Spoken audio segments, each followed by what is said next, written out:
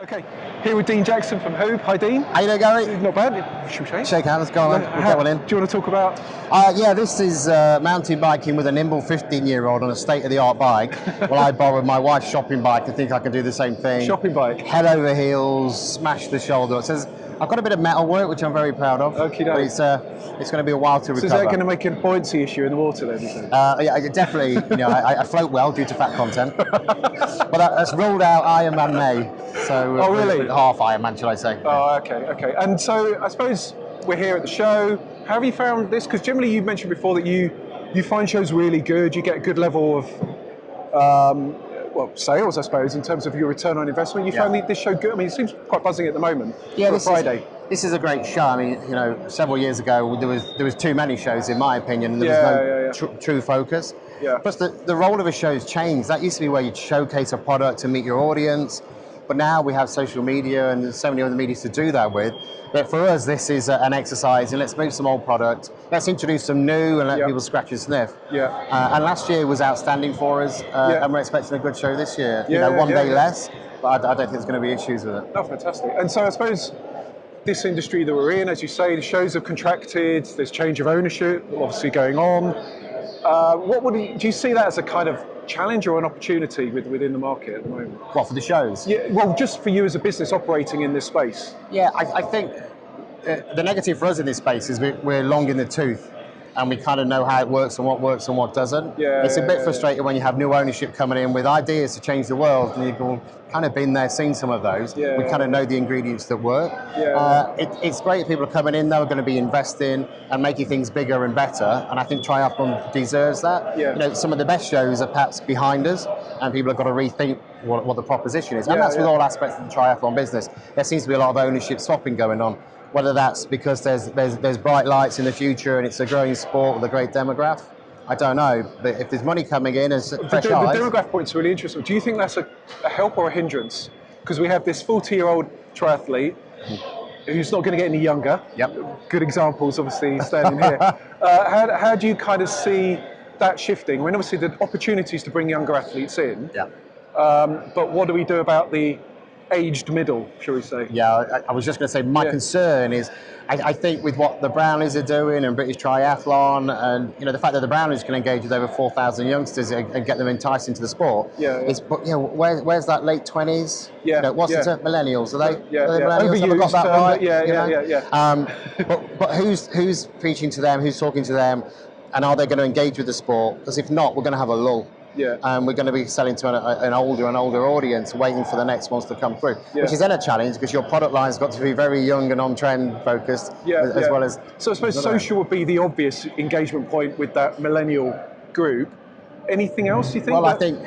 Do races need to change? Do the way that brands offer more affordable products? I see obviously you've got an affordable entry-level suit that you introduced recently. Well, I think, go back to that age group, there's other challenges of their life.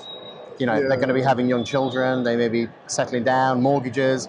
So if we've not got them that, then we've got to hope we can get them, or someone can get them, all of us trying, and pull them into the sport. That will be the challenge. It's a Sunday morning football game, enough in their world to do sport, rather than trying a bit more commitment of try. So I see that as a challenge. We've introduced a new suit, a value offering. I don't want to be taking our top-end suits and discounting. That's not our model. We're a high-end, high proposition, and we put a lot more of R&D into the suits, and we can't afford to give them away. So we've made a product that has, a great proposition in the skin materials, and a first for us at a price point that is achievable. So anyone coming in that wants a Huub, we're putting them on that pathway. Okay, cool. And I suppose if you think about other brands, not necessarily within the wetsuit category, but just in general, I mean, there are other brands out there that you, I wouldn't say look up to, but you look at, you think, oh, what they're doing is really interesting and evolving the category in a different way at all? Yeah, it's an interesting one because if you look at triathlon, I like to think we're trying to evolve it into places it's never been, moving into our casual line, and some of the other sports have been in the training line, and in the past it would have been Dunning having a go at a casual line, and that's something I want to bring in. So I think we're starting to, our wardrobe has a bit more open space in it. 2XU have done an excellent job in where they're born from triathlon. I think our roots are deeply, we've still got roots deep in triathlon. Other brands I would look at, we always have to look with envy at Rafa.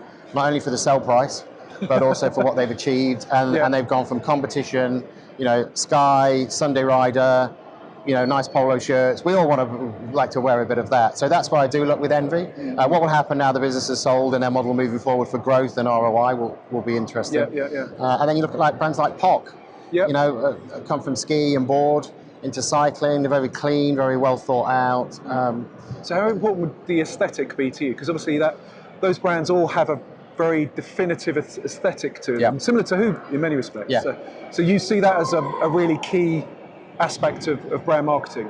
Well, yeah, and if you look at brands, I'm on my 5th iteration of my logo. Never give me a logo class to go and talk to anyone about, because you start with one thing and you change and evolve. We've taken our red darts off, so we're not tied to the colour red. We've simplified the logo now, and I think, you know, the best logos are very, very simple. You go back to the Rafa, you recognise that, and then the POC is clean. And I think that if you're moving across category, you can't have certain logos on casual items. And every day. So for us... So you'll downplay that with the casual? We will downplay that, a bit more tonal.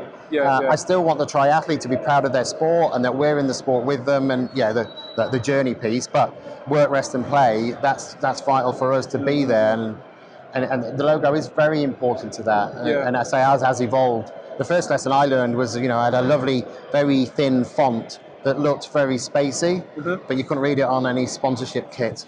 So now you won't miss it. The next ITU Abu Dhabi, you will not be missing the Huub logo. Very bold. Very bold. In your face. And lots That's not of a bad athletes. place to be, is it? Definitely. No. Cool. Thanks ever so much for your time. It's been great. No problem, Gary. I'll go another one. Good to see you. Thank you, Cheers, mate. Dean. Thanks a lot.